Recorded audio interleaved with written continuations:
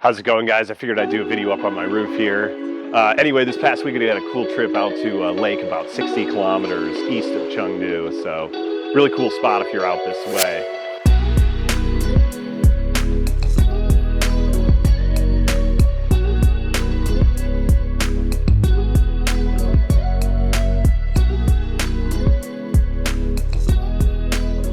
So I discovered this place a few years ago on my motorcycle. I was already working in the northeast of Chengdu outside the third ring. And so I had easy access already to like mountains and the countryside right there. And so I kind of looked on the map and I'm always looking for like a lake or something cool. And so I went out there on my motorcycle a couple times. I was like, wow, there's like a pretty decent sized lake and really pretty. And even the mountains above there, if you go hiking and stuff, super nice. If you go north of there or south, this whole mountain range basically goes up and down on the east of Chengdu. So it's really the closest place to get to the mountains if you're in Chengdu. Obviously west of there, like I showed on the map before, has the huge mountains and stuff.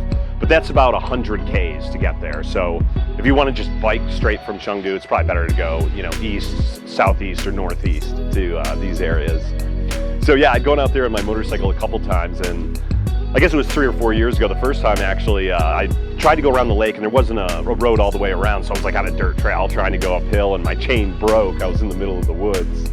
And so I actually found a couple local guys and paid them to help me like push it up, and then I put it in a Santa Lucia, like a small farmer trucks basically, and brought it to a town where they could fix it. I obviously paid them and stuff.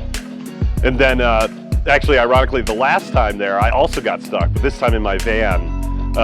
If you park on this side of the road, it's kind of sketchy. I tried to park, and then a big truck came by, and they're like, we might hit your car, so can you move it? And so I could drive up a ways, but I didn't want to walk it's not real far, but it's like 300 meters down to the water. And so you'd have to go back in the van. It is like you forgot something, you have to keep going back and forth. And there's a road down there, but it's pretty steep. And I figured it's okay if it's dry. And that evening it ended up pouring. So that last section when I tried to get up, it was like not happening. So I had to pay a guy to come out with a rope and pull us out. And he ripped us off too, pretty bad. Usually in China they're pretty nice about that stuff, helping out and whatnot. I don't remember what he charged, maybe like 50 bucks or something, But anyway, so I guess the first trip I did out here was about 3 years ago. I had a pretty big group. I think there was like maybe 15 of us, which was one of the bigger bike trips I've done in Chengdu. And I didn't have the support van, so I just biked with everyone. We carried all the backpacks and stuff. And the ride's not too bad. I mean, most of it is flat. And then you've got like a 25-minute climb or maybe a half hour. And then you have a steep downhill and get to the lake. So, I mean, you could do it in like 4 to 5 hours pretty easily. And then since that trip, I guess I've done a couple other trips out there with groups. One about 2 years ago, right when the pandemic began. And then another time over a year ago, I was out there.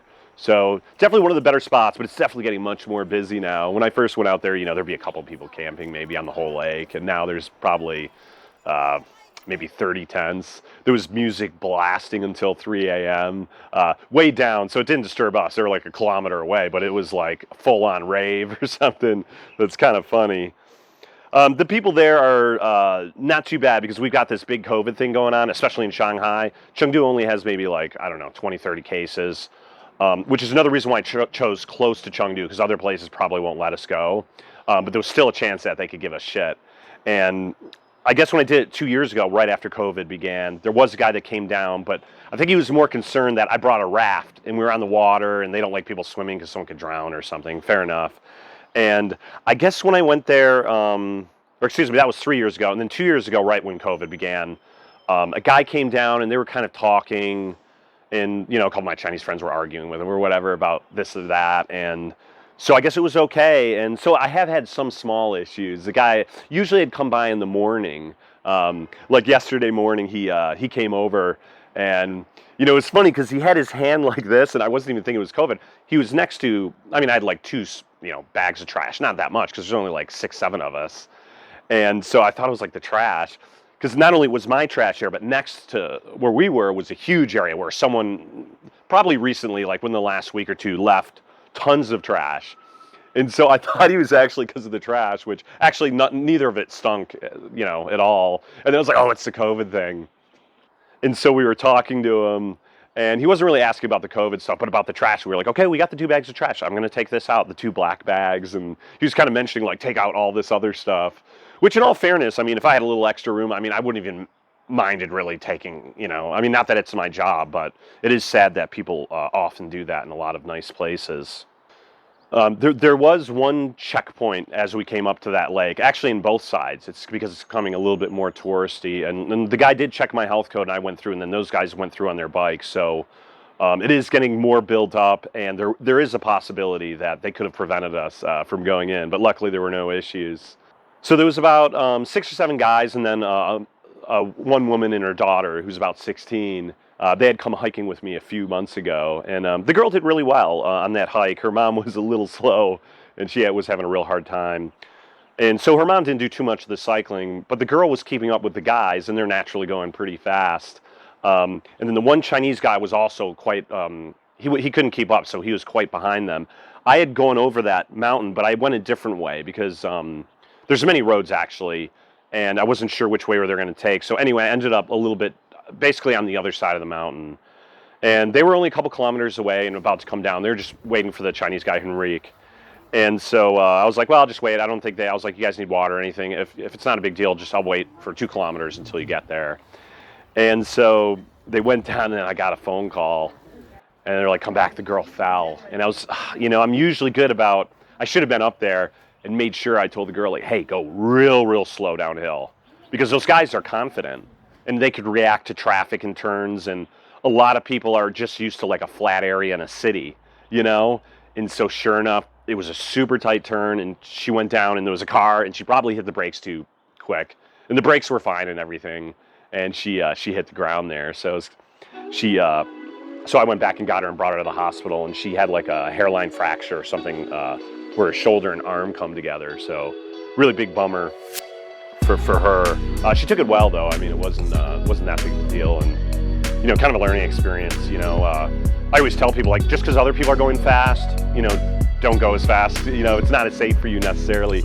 You know, I broke, kind of see here my bone coming out there, and I broke my wrist snowboarding when I was 15, and I was a decent skier. And you know, when you're skiing, especially once you're experienced, you go super fast down. And it was like my first season snowboarding, and of course I'm trying to go as fast as the skiers, and lost control, and you know, broke my wrist. So yeah, just inexperience. So hopefully she learned, and luckily she didn't hit her car. So anyway, we got to the site, and it was funny too, because I of course had to take that girl to the hospital, and the Chinese guy was really frustrated because he was still behind. And I could have got him too, but you know what? He was about 50 minutes late, almost an hour late coming to meet us. And so that's really agitating, especially our meeting time was only 10:30, or, you know, which is late. I mean, it's not like I was like, here, let's meet at 7:30. And so, you know, he's like 11:20. So the other people already started cycling. And then he only had a 20-minute uphill. He could walk it, you know. Don't get me wrong, I generally would go down and get people and stuff, but you know, everyone else made it pretty easily, and I had to take the girl to the hospital. And then he was having a hard time finding them, because like a lot of people aren't great at directions, so you can see these screenshots here are pretty funny. You know, where the fuck are you guys? You know, this kind of thing. And anyway, he ended up finding the spot, and then those girls took a taxi back to Chengdu. And yeah, it was a fun night, and we kind of got a rise out of the Chinese guy, because you know, he had never camped before, and you know, we were kind of teasing him when he was setting up the tent and doing different things, because he was having such a hard time. We had some salmon, ribs, and some kebabs with beef and different vegetables and stuff. So it was a fun night with the guys. And, you know, a few more ladies probably would have come out, but they're all afraid of this COVID thing. You know, everyone's like, oh, I'm afraid to leave. I can't come to Chengdu, this whole thing. And I've been doing these tours for 2 years. You just have to go for it. You can't stay home all the time. And plus, you might get stuck at home anyway. So just go for it. So anyway, yeah, if you're ever out in Chengdu and you want to find a decent camping spot, that's one of the better ones.